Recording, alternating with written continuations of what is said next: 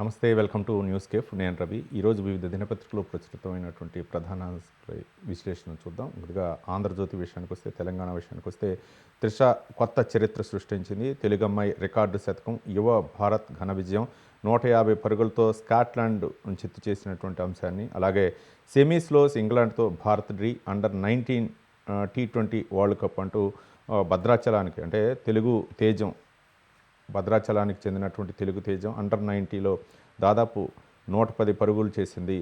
గొంగిడి త్రిష ఒక గిరిజన ప్రాంతం నుంచి ఆమె ఈ స్థాయికి ఎదగటం అంటే నిజంగా తెలుగు రాష్ట్రాలు హర్షించాల్సినటువంటి అంశం అంటూ ఒక కథనాన్ని మనం ఆంధ్రజ్యోతి దినపత్రికలో చూడవచ్చు. ఇక నమస్తే తెలంగాణ విషయానికి వస్తే,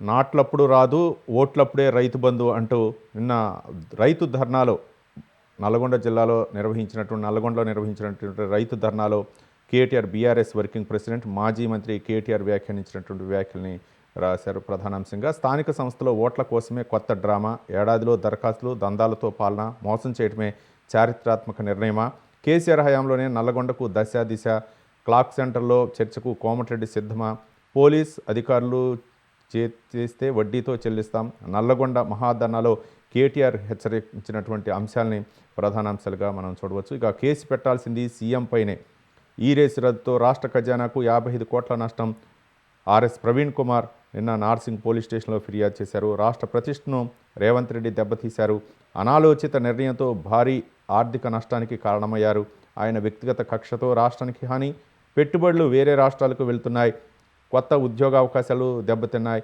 బీఆర్ఎస్ నేత ఆర్ఎస్ ప్రవీణ్ కుమార్ వ్యాఖ్యానించినటువంటి వ్యాఖ్యల్ని ప్రధానాంశాలుగా ప్రచురించాయి. ఇక మరో దినపత్రిక ఆంధ్రజ్యోతి. ఇక ఏపీ విషయానికి వస్తే, ఆంధ్రజ్యోతి మీ సమస్యకు మా పరిష్కారం, ప్రజా సమస్యలపై అక్షర శంఖారావం, పరిష్కారమే ఎజెండాగా ఆంధ్రజ్యోతి వినూత్న కార్యక్రమం అంటూ ఒక కథనాన్ని అయితే ప్రచురించింది. నాడు నేడు ఫలితం 3, జగన్ హయాంలో పాఠశాలలో బాగు ఉత్తుత్తే, వైసీపీ పాలనలో విద్యా ప్రమాణాలు హుళక్కే అంటూ ఒక బ్యానర్ ఐటమ్ని అయితే ప్రచురించింది. ఇక ఎన్నికల హామీలని అమలు చేస్తాం, తప్పుడు ప్రచారాన్ని నమ్మొద్దంటూ సీఎం చంద్రబాబు నాయుడు నిన్న ఎంపీలకు దిశానిర్దేశం చేశారు. ఇది పనికిమాలిన వ్యాజ్యం, మరొక్క మాట మాట్లాడినా జరిమానా విధిస్తూ ఉంటూ చంద్రబాబుపై సిఐడి కేసులను సిబిఐకి బదిలీ చేయాలన్న పిటిషన్పై సుప్రీంకోర్టు ఆగ్రహం వ్యక్తం చేసింది. ఇక తెలుగమ్మాయే తడాకా, అండర్-19 మహిళల T20 ప్రపంచ కప్లో స్కాట్లాండ్పై సెంచరీ కొట్టిన త్రిష ఈ ఘనత సాధించిన తొలి క్రికెటర్గా భద్రాచలం యువతి రికార్డు సృష్టించిందంటూ ఒక కథనాన్ని మనం చూసాం.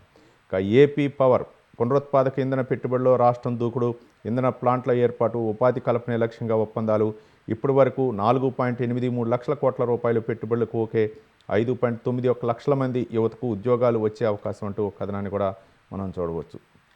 ఇక మరో దినపత్రిక సాక్షి విషయానికి వస్తే, అబద్ధాల రంకెలు, నీతి ఆయోగ్ నివేదికలపై చంద్రబాబు తనదైన రీతిలో వక్రభాష్యాలంటూ కథనాన్ని ప్రచురించింది. ఇక కిలోమీటర్కు 53.88 కోట్ల రూపాయలు, అమరావతిలో ప్రధాన రహదారుల నిర్మాణ టెండర్లో గోల్మాల్ అంటూ ఒక కథనాన్ని అయితే ప్రచురించింది. ఇక సుప్రీంకోర్టు అసలైన ప్రజా కోర్టు, భారత సుప్రీంకోర్టు అసలు సిసలైన ప్రజా న్యాయస్థానం, 140 కోట్ల మంది ప్రజల ఆకాంక్షలు ప్రతిబింబిస్తూ ప్రపంచంలోని అత్యుత్తమైన సమర్థవంతమైన న్యాయస్థానంగా ఎదిగింది, సామాజిక ఆర్థిక రాజకీయ న్యాయం చేకూరుస్తూ ప్రజల కళను నిజం చేస్తుందంటూ ఒక కథనాన్ని మనం చూడవచ్చు. ఇక వైద్య వ్యవస్థలపై సైబర్ నేరగాళ్ల కన్ను అంటూ ఒక కథనాన్ని కూడా మనం చూడవచ్చు. తరువాతి స్థానాల్లో విద్య, రక్షణ రంగాలు, అత్యధిక సైబర్ దాడులు భారత్పైనే, ప్రపంచ సగటు కంటే భారత్లో 3 రెట్లు సైబర్ దాడులు జరుగుతున్నాయి, గ్లోబల్ సైబర్ సెక్యూరిటీ నివేదిక 2025లో వెల్లడించినటువంటి ఒక అంశాన్ని కూడా మనం చూడవచ్చు.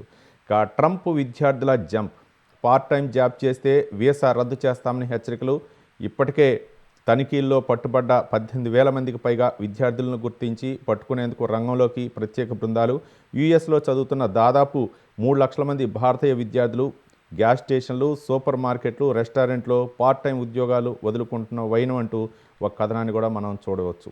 ఇక డిఎస్సి ఎప్పుడిస్తారు, మెగా డిఎస్సి పేరుతో టీచర్ అభ్యర్థులతో బాబు సర్కార్ ఆటలు ఆడుకుంటుంది అంటూ ఒక కథనాన్ని అయితే ప్రచురించింది. 16,347 పోస్టులు ఇస్తామంటూ సీఎం చంద్రబాబు తొలి సంతకం చేశారు.